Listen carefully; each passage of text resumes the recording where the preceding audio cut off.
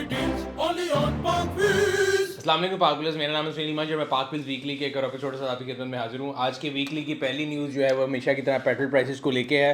Last week हमने आपको बताया था कि एक्सपेक्टेड था कि फ्यूल की शॉर्टेज होगी because Pakistan petroleum dealer association उन्होंने एक हड़ताल कॉल की हुई थी जिसकी रीज़न मैंने आपको बताई थी।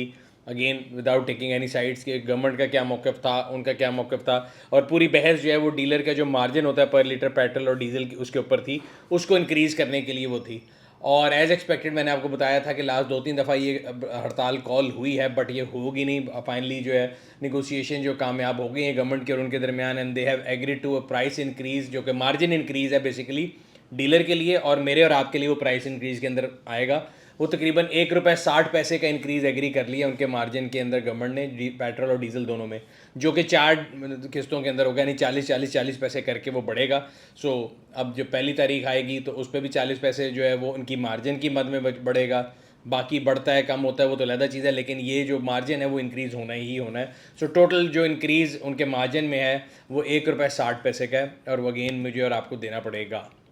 ऑटो इंडस्ट्री की तरफ से थोड़ी बहुत न्यूज़ आना शुरू हुई इस हफ्ते में, और वो न्यूज़ जो है ना एमजी को लेके है। इससे पहले एमजी जब पाकिस्तान में आई थी तो उसने काफ़ी जो है ना मार्केट के अंदर एक डेंट बनाया था। तकरीबन 12,000 के करीब उन्होंने MGHS के इम्पोर्टेड वेरिएंट बेचे, और उसके बाद आज से 2 साल पहले एमजी की एक गाड़ी आई थी MG GT, जो कि एक वेरिएंट आया था, उसका हमने वॉक अराउंड आपके लिए बनाया था। अब सुनने में आ रहा है कि वो आने वाली है पाकिस्तान में, तो मेरे सोर्सेज हमारे सोर्सेज ने हमें ये बताया है कि वो इस साल के एंड तक MG GT जो है वो पाकिस्तान में लॉन्च हो जाएगी। इसके अलावा MG के 2 और वेरिएंट्स भी आएंगे मेरी इतला के मुताबिक। एक तो जिस तरह 200 और स्पोर्टेज का जो बेस वेरिएंट है उसके मुकाबले के लिए MGHS का बेस वेरिएंट आएगा, hard top, again low price, little bit low price, not low price actually, but Sportage alpha और जो 200 का बेस वेरिएंट है उसके मुकाबले में MG जो 1.5 आती है HS, उसका एक बेस वेरिएंट आएगा। और इसके अलावा एक और आने वाला वेरिएंट जो MG की तरफ से होगा वो 2 लीटर MG होगी HS में। अगेन हम जब उनके प्लांट गए थे तो उन्होंने हमें एक CB यूनिट दिखाया था, बट तब काफ़ी ज़्यादा गाड़ियाँ थी उनमें, और भी गाड़ियाँ बहुत ज़्यादा खड़ी हुई थी, लेकिन ये 3 गाड़ियाँ जो मुझे मेरी इन्फॉर्मेशन में आया कि MG लेके आने वाला है। इसके अलावा अगला ब्लॉग भी MG से रिलेटेड ही है जो मैं पढ़ रहा था। तो MG जो है उन्होंने पाकिस्तान के अंदर तकरीबन $7 मिलियन की इन्वेस्टमेंट से जो PHEV जो है ना वो, और EV की प्रोडक्शन का जो है ना इरादा रखते हैं। फर्स्ट फेज़ में मेरा ख्याल है वो जो प्लग इन हाइब्रिड जो उनकी पहले भी आई थी MGHS की, वो लेके आना चाहेंगे, और बाद में लोकल प्रोडक्शन के अंदर जो है वो EV बाद में लाएंगे। उसकी रीज़न जो उन्होंने बताई है वो बड़ी मेरा ख्याल है टेक्निकली सही है कि गवर्नमेंट की जो पॉलिसी है उसमें नैमली ये है कि अगर आप PHEV बनाते हैं तो आपको 7% टैक्स देना है, अगर आप इलेक्ट्रिक बनाते हैं व्हीकल EV बनाते हैं तो 25% है, जो कि मेरे ख्याल से एग्जैक्टली अपोजिट है, या ये रिग्रेसिव पॉलिसी है जो कि आपको EV बनाने से डिस्करेज कर रही है। खैर ये तो लोकलाइजेशन के मुताबिक है उनका, लेकिन मेरी इन्फॉर्मेशन के मुताबिक अगेन मैं आपको एक न्यूज़ देता हूँ कि MG की जो EVs हैं CB यूनिट वो पाकिस्तान की मार्केट को हिट करने वाले हैं। उसमें कौन कौन सी आएंगी, पहले आपको याद होगा ZS EV आई थी और उसके बड़े कम यूनिट आए थे। उस ज़माने में लोगों को EV की जो अफादियत का आइडिया नहीं था, तो बड़ी मुश्किल से बिके थे, 100-200 के करीब यूनिट थे। बट अब आप 2 साल बाद वही ईवियाँ जो 60-60 लाख में लॉन्च हुई थी वो 1-1 करोड़ रुपए की बिक रही हैं। सो नई जो आने वाली EVs हैं उनमें 2 EVs हैं। एक तो MG ZS EV का जो अपडेटेड वर्जन है 51 किलोवाट बैटरी के साथ है, वो तकरीबन 438 किलोमीटर की रेंज देता है। एक तो वो एक्सपेक्टेड है पाकिस्तान में आने का। दूसरा MG4 मिलान, वो भी exact same battery same specs के साथ है, वो भी एक्सपेक्टेड है। प्राइस रेंज दोनों की क्या होगी, तकरीबन बेस वेरिएंट अगर समझ लें MG4 मिलान का 12 मिलियन 12.5 मिलियन का होगा, 13-13.5 मिलियन का आपको MG4 मिलान का फुली लोडेड वर्जन मिलेगा, जो अभी तक के डॉलर की लिहाज से मेरी कैलकुलेशन है। एंड MG ZS EV जो है वो तकरीबन 14.5 मिलियन के करीब होनी चाहिए जो अपडेटेड वर्जन है। अगेन जो पहले वाला वेरिएंट था वो 200 किलोमीटर के करीब देता था, इसकी जो क्लेम्ड रेंज है वो 438 किलोमीटर है। अब ये पाकिस्तान में एग्जैक्ट कब आएंगे, क्या इनकी प्राइस होगी, ये मुहर्रकात ऐसे हैं कि जो कि अभी आने वाले दिनों में आएंगे। लेकिन इस हफ्ते MG जो है काफ़ी न्यूज़ में थी, तो मैंने कहा कि मेरे पास जो इन्फॉर्मेशन MG से रिलेटेड है मैं आप लोगों से शेयर कर लूँ। पाकिस्तानी इंडस्ट्री की न्यूज़ होती तो हम हमसाया इंडस्ट्री के बारे में भी बहुत ज़्यादा एक्साइटेड होते हैं। तो इंडिया में जो है जी टेस्ला लॉन्च की गई है, और जिस प्राइस पे लॉन्च की गई है वो पाकिस्तानी उसको सुन के हैरान हो गए। $24,000 है वो, तकरीबन पाकिस्तानी तकरीबन 69 लाख रुपीज़ बनते हैं, जिसमें पाकिस्तान में आपको मेरा ख्याल है 1.6 करोला मिलती है। सो लोगों की ये परेशानी होती है हमेशा कि जी इंडियन इंडस्ट्री जो है शायद वो बहुत ज़्यादा कॉस्ट इफेक्टिव है या वो बहुत सस्ती है और हमारे यहाँ बहुत महंगा है। तो हमारा जो एप्पल है ऑरेंज कंपैरिजन है वो गलत होता है। मैं हमेशा समझाता हूँ कि कोई भी प्रोडक्शन आपने चीज़ प्रोड्यूस करनी है, लेट्स से आपने ये डब्बी प्रोड्यूस करनी है और आप इसका डाई प्रोड्यूस करते हैं और उसके बाद उससे जितनी कॉपियाँ निकाल लेते हैं, जितने आप यूनिट ज़्यादा प्रोड्यूस करेंगे उतने पर यूनिट कॉस्ट नीचे आती रहती है। तो इंडिया की इंडस्ट्री को पाकिस्तान से उस तरह से कंपेयर करना गलत होगा। दूसरी चीज़, हम लोग आधा सच देखते हैं आधा नहीं देखते। जब हमें ये याद आता है कि इंडियन इंडस्ट्री के अंदर गाड़ियाँ बहुत सस्ती हैं, हम उस वक्त ये क्यों भूल जाते हैं कि उनका पेट्रोल हमसे 3 गुना ज़्यादा है। पिछली दफ़ा मैं पिछले दिनों पाक व्हील्स पे एक पोस्ट देख रहा था, तो उसमें कंपैरिजन किया गया कि इंडिया में पेट्रोल कितने का, पाकिस्तान में कितने का। टू माई सरप्राइज़ हम 200-250 पे परेशान होते हैं। उनके पास जो इस टाइम पर लीटर पेट्रोल है वो पाकिस्तानी 300 समथिंग रुपीज़ का है। तो अगेन एचपी का एक मॉडल था कि आप जो है ना प्रिंटर सस्ता बेच दो, कार्ट्रिज महंगी कर दो। तो इंडियन जो है गवर्नमेंट उन्होंने बड़ा स्मार्टली प्ले किया हुआ है। 1-1.5 अरब की पॉपुलेशन है, सबको सस्ती गाड़ी लो। हर बंदा जो पेट्रोल डलवा रहा है वो मेरे और आपसे 1.5 गुना ज़्यादा पेट्रोल दे रहा है। तो हम 60 रुपये लेवी दे रहे हैं, आप समझ लें उनके पास भी वहीं से पेट्रोल आ रहा है जहाँ से हमारे पास आ रहा है। तो तकरीबन उनका जो हर नागरिक जिसको वो कहते हैं वो तकरीबन 150 रुपये पेट्रोल दे रहा लीटर में जो है ना वो टैक्स दे रहा है। सो ये हर गवर्नमेंट की हर इलाके की पॉलिसी है। हम लोग जो है ना सिर्फ अगले की आधी चीज़ अगली स्टोरी उठ के देख लेते हैं और पूरी स्टोरी देखते नहीं, जो कि मेरे ख्याल से अगेन एक गलत चीज़ है। हमें तस्वीर के दोनों साइडें देखनी चाहिए। बट मैं आपको बड़े ज़िम्मेदारी से बता रहा हूँ कि अगेन येस, मैं ये नहीं कह रहा कि हमारी ऑटो इंडस्ट्री जो बहुत अच्छी जाती है या वो प्राइसेस सस्ती देती है, but yet at the same time जो गवर्नमेंट का फैक्टर है, उनकी गवर्नमेंट ने सिंपल ये डिसाइड किया हुआ है कि उन्होंने टैक्स वहाँ से कम लेना है, उधर से ज़्यादा ले रहे हैं। वो पेट्रोल के ऊपर पर लीटर ज़्यादा पेट्रोल ले रहे हैं, गाड़ियों में कम ले रहे हैं। हमारी गाड़ियों में 40% टैक्स है। तो ये तो अब हमारी गवर्नमेंट का फैसला है कि उन्होंने क्या करना है। बट मैंने आपके सामने ये डिटेल इसलिए रख दी कि आपको क्लियर पता हो। इसके अलावा अगर होंडा की बात करें तो होंडा बड़े अरसे से अपने आप को खुद ही बीट करने की कोशिश कर रहा है मुझे लगता है। तो 78% डिक्रीज़ है होंडा के प्रॉफिट के अंदर। और ये रिपोर्ट अगर आप पढ़ना चाहते हैं तो आप देख सकते हैं। अगेन उसकी रीज़न ये है कि मेरा ख्याल है अगर हम सारी कंपनियों की बात करें ऑटो इंडस्ट्री की, तो सुजुकी और होंडा दो ऐसे लोग हैं जिनको मेरा ख्याल है CKD क्लोजर का सबसे ज़्यादा यहाँ इम्पैक्ट हुआ है। या कहते हैं कि मतलब कई लोग कहते हैं ना कि रोते क्यों, शक्ल ही ऐसी है। तो वो ज़्यादा दिखाने में या ज़्यादा सोचने में है, बिकॉज अगर CKD से कंपनियाँ इम्पैक्ट हो रही हैं तो सबको बराबर होना चाहिए। बट जब भी कोई न्यूज़ आती है क्लोजर की तो सबसे पहले सुजुकी और होंडा की तरफ से आती है। और होंडा की प्रोडक्शन मेरा ख्याल है पिछले साल के एंड में, जब 2022 के एंड में उनकी HRV लॉन्च हुई थी, उसके बाद से काफ़ी लोग ऐसे मिलते हैं जिनके पास 1.5 साल से बुकिंग पड़ी हुई है और उनको गाड़ी नहीं मिल रही।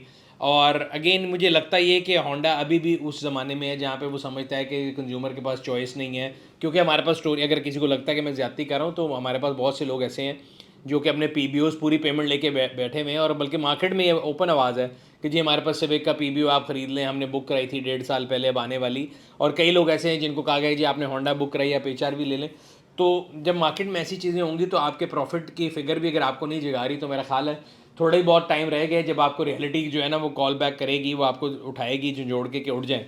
रीजनल न्यूज़ के ऊपर आ जाते हैं। कराची के लोगों के लिए अच्छी न्यूज़ ये है कि फाइनली उनको W11 से जो है छुटकारा मिलने वाला है। और कराची में मैं अक्सर ट्रैवल करता हूँ तो काफ़ी EV बसेस ऑलरेडी आ गई हैं, नई बसेस और आ रही हैं। और उसके बारे में जो है शर्जील इनाम मेमन साहब ने एक ट्वीट भी किया है, उसके बारे में पूरी अगर आप डिटेल पढ़ना चाहते हैं और अगर आप कराची से ताल्लुक़ रखते हैं तो जल्दी जाइए पाक व्हील्स ब्लॉग के ऊपर जाके आर्टिकल पढ़िए। इसके अलावा national disaster and management authority जो NDMA, उन्होंने जो है बेसिकली एक हैवी रेनफॉल का अलर्ट दिया है। शुक्र है वो भी जाग उठे हैं, क्योंकि ये रेन अलर्ट तो काफ़ी पहले देना चाहिए था। और NDMA के रेन अलर्ट्स के अलावा मेरे ख्याल है जितने इदारे हैं उनके लिए भी रेन अलर्ट की ज़रूरत है। क्योंकि हमारे यहाँ पे हमने देखा है सोशल मीडिया की जीनत बनना हो या लोगों के अंदर इन होना हो, तो आप एक सफ़ेद जूते लें प्लास्टिक के, आपके पास एक अच्छी लैंड क्रूज़र होनी चाहिए और उससे भी अच्छा आपके पास कैमरा मैन होना चाहिए। काफ़ी पिछले 2-3 हफ्तों में मैं देखता रहा हूँ कि काफ़ी हमारे गवर्नमेंट, ख़ासतौर पे केयर टेकर गवर्नमेंट के वो मिनिस्टर जिनका उस चीज़ से ताल्लुक़ भी नहीं है, मतलब बिल्कुल ऑपोजिट मिनिस्ट्री के लोग भी जो है ना वो सड़कों के ऊपर फ़ोटोशूट करा रहे हैं। नहीं जाग रहे तो वो लोग नहीं जाग रहे जिनका काम है कि वो पानी को उठाएं। बिकॉज हम लाहौर में देखते आ रहे हैं कि हर अगले रोज़ बारिश होती है और वही मकाम आते हैं जिनके ऊपर पानी हमेशा से खड़ा होता है। जब शहबाज शरीफ साहब की गवर्नमेंट थी, मुझे याद है उस ज़माने में उनको शहबाज स्पीड इसलिए कहा जाता था कि वासा के कैंप्स लगे होते थे हर उस जगह पे जहाँ पे नोन जगह पे पानी इकट्ठा होता है।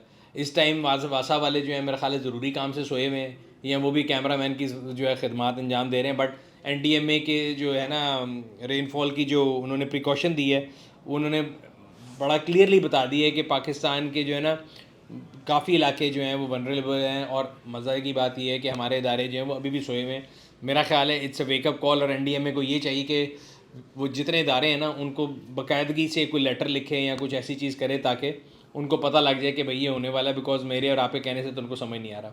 इसके अलावा पिछले हफ्ते काफ़ी हमने सोशल मीडिया पर वावेला देखा कि जी 2.3 बिलियन की लेविश गाड़ियाँ सीनियर ब्यूरोक्रेट्स के लिए ली जा रही हैं।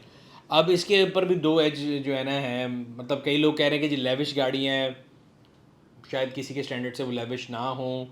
अगेन ये जो है ना आवाम के टैक्स का पैसा है, अब उसके ऊपर ये सोचा ज़रूर जा सकता है कि अगर आप देखते हैं कि जी मैं अक्सर देखता हूँ सरकारी नंबर की, अगर आप किसी भी पॉश स्ट्रीट के ऊपर चले जाएँ जो रेस्टोरेंट की स्ट्रीट है जो कि आम बंदा अफोर्ड नहीं कर सकता, जैसे लाहौर में MM आलम रोड है, तो 90% रेस्टोरेंट्स के बाहर आपको जो गाड़ियाँ नज़र आएंगी वो सरकारी नंबर की होंगी, उसमें से भी 90% जो है वो फॉर्चूनर होंगी।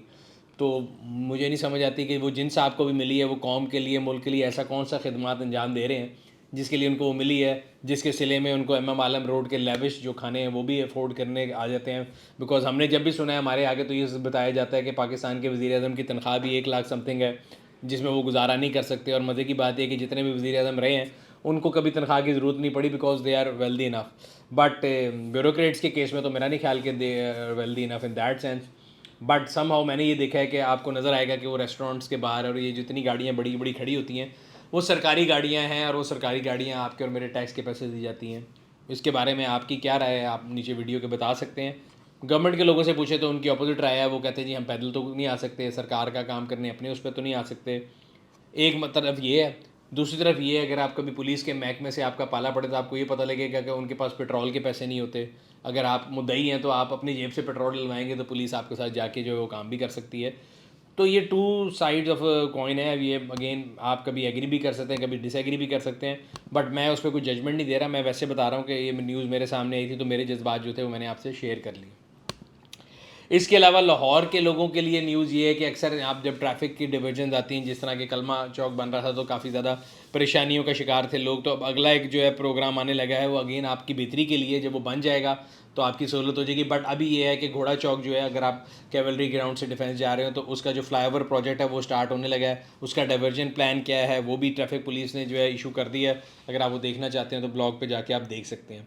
इसके अलावा ट्रैफिक पुलिस के साथ हमने एक वीडियो बनाई थी। काफ़ी लोग जो है ना, मैंने पिछले दिनों एक सर्वे किया अपने दफ्तर के अंदर भी, और अनफॉर्चुनेटली मतलब इट वॉज शेमफुल कि हमारे दफ्तर में भी कई ऐसे लोग थे जो कि 20-20 साल से मोटरसाइकिल या गाड़ी चला रहे हैं और उनके पास लाइसेंस नहीं है। और जब उनसे सबसे सवाल पूछा गया तो उन सबका एक ही जवाब था कि जी लाइसेंस बनवाना बहुत मुश्किल है। ये पुरानी बात थी, अब नया ज़माना आ चुका है, लाइसेंस बनाना आसान है। हम लोगों ने इसके ऊपर एक वीडियो भी बनाई, अगर आप देखना चाहते हैं तो आप लगे हुए लिंक के ऊपर जाके देख सकते हैं। सो ट्रैफिक पुलिस ने लाइसेंस का हसूल आसान बना दिया है और जुर्माने भी बढ़ा दिए गए हैं। अगर आपके पास लाइसेंस नहीं है तो 2000 रुपये जुर्माना है। अगर आप हेलमेट नहीं पहन रहे तो अभी वो इनिशली 10 दिनों का उनका एक पायलट प्रोग्राम है जिसके अंदर वो आपको सिर्फ वार्निंग दे रहे हैं, वरना लॉन्ग टर्म में 5000 रुपये के करीब उसमें भी फ़ाइन होगा। इसके अलावा लाहौर के अंदर क्रैकडाउन शुरू हो गया जी रॉन्ग पार्किंग के ख़िलाफ़। अच्छा, ये एक ऐसी चीज़ है, मज़े की बात ये है कि पार्किंग मौजूद ही नहीं तो पार्किंग करेंगे कहाँ।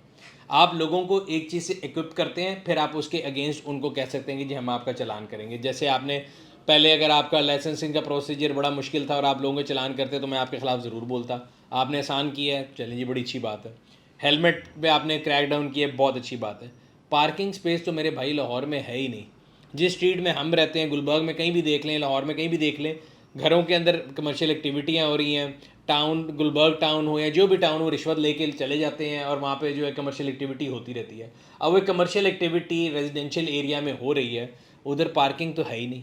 जितने प्लाजाज बने हैं 90% विदाउट प्लानिंग बने हैं, पार्किंग है ही नहीं। आप जाएंगे तो गाड़ी कहाँ खड़ी करेंगे? आप किसी अस्पताल, किसी क्लिनिक, किसी स्कूल के बाहर जाके पार्किंग ढूंढ के दिखा दें तो भाई आप कौन सी पार्किंग की बात कर रहे हैं? किस पार्किंग में जाके वो गाड़ी खड़ी करे? अक्सर हमने लाहौर में देखा एक नया फैशन आया कि जी गाड़ी को उठा के वो फुटपाथ के ऊपर खड़ी कर देते हैं। तो भाई आप पहले उनको कोई पार्किंग स्पेस तो दे दें। ये जो लोग गाड़ियाँ उठा रहे हैं ये भी एक माफिया सा बन गया है कि आप किसी की गाड़ी उठा के उससे पैसे लेके फिर उस गाड़ी को आप नीचे करेंगे। तो भाई वो गाड़ी के लिए पहले जगह तो प्रोवाइड करना आपकी ज़िम्मेदारी है ना। पहले आप डेजिग्नेटेड पार्किंग स्पेसेस बनाइए।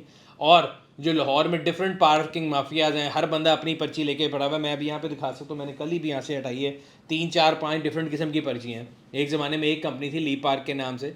सिमिलरली अगर आप कराची जाएँ तो कराची में भी गवर्नमेंट की कोई पार्किंग कंपनी नहीं है। अल्टरनेट एक नेटवर्क बना हुआ है जहाँ पे वो आपकी चाबी भी संभालते हैं, आपकी गाड़ी भी संभालते हैं।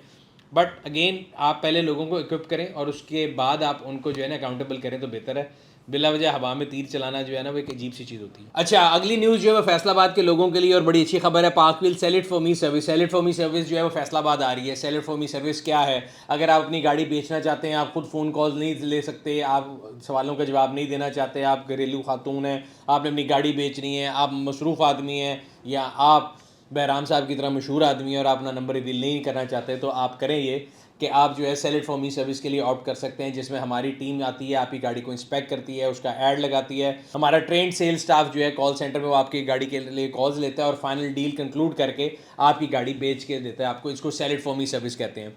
सो अगर आप फैसलाबाद में अपनी गाड़ी बेचना चाहते हैं और झंझट से बचना चाहते हैं तो Pak wheel sell it for me service जो है उसको ज़रूर ट्राई करें।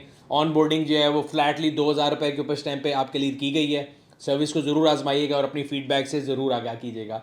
इसके अलावा 13 अगस्त को कराची के अंदर पाक व्हील जो है एक ऑटो शो करने जा रहा है पोर्ट ग्रैंड के ऊपर, जो कि दोपहर 11 बजे से शुरू होकर रात 12 बजे तक जो टेक्निकली 14 अगस्त होगी।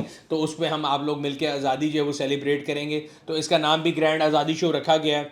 अच्छा जी, आगे इस वीकेंड के ऊपर अगेन सब लोगों के लिए मैसेज मैं आप लोगों को हमेशा बताता हूँ कि जब भी कोई आपकी इबादत या ऐसी कोई मौका आता है तो कोशिश करें कि आप अपने एक्ट से लोगों को परेशान ना करें। सो मुहर्रमुल हराम आ रहा है, 10वीं और 9वीं मुहर्रम जो है वो इस वीकेंड के ऊपर फॉल कर रही है। आशूरा के ऊपर अक्सर जो है ट्रैफिक प्लान दिया जाता है। रावलपिंडी में भी ट्रैफिक पुलिस ने प्लान दिया है, हमने वो शेयर कर दिया है। इसके अलावा अगर अपने आप शहर में हैं तो आप चेक कर लें कि आपका ट्रैफिक प्लान कहाँ है, कहाँ पर जो है मरकज़ी जुलूस निकल रहे हैं, ताकि आप जो है अगर ट्रैवल करना चाहते हैं और वो जुलूस का रास्ता है और वो बंद होगा सिक्योरिटी की वजह से तो आपको परेशानी ना हो।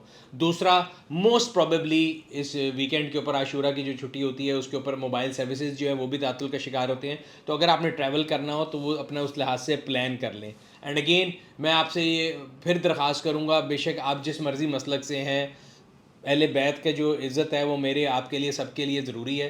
तो अगर आप मुहर्रम और हराम को जो है एहतराम करेंगे तो वो बहुत बेहतर है। मैं देखता हूँ कई लोग ऐसे हैं जो कि जानबूझ के होता है ना कि किसी को तंग करना या किसी के उसका जज्बात का ख्याल ना रखना। सो हम सबको ये चाहिए कि हम जो हमारी जो मजहबी हम आएंगी है उसको बढ़ाएं और कोशिश करें कि हम दूसरों के जज्बात का ख्याल रखें। तो अगर 9वीं 10वीं मुहर्रम का जुलूस निकल रहा है और अगर आप और मैं उसके रास्ते की वजह से थोड़ा इफेक्ट हो रहे हैं तो बिल्कुल बर्दाश्त करके साइड पे हो जाएं, बजाय उसके वहाँ पे खड़े करके हम तकरीर करना शुरू कर दें या ऊंची आवाज़ में म्यूज़िक चलाना शुरू कर दें। ऐसी चीज़ें जो है ना उनसे इज्तनाब कर लेना मेरा ख्याल है बेहतर होता है, ताकि किसी के भी जो है जज्बात वो मजरू ना हो।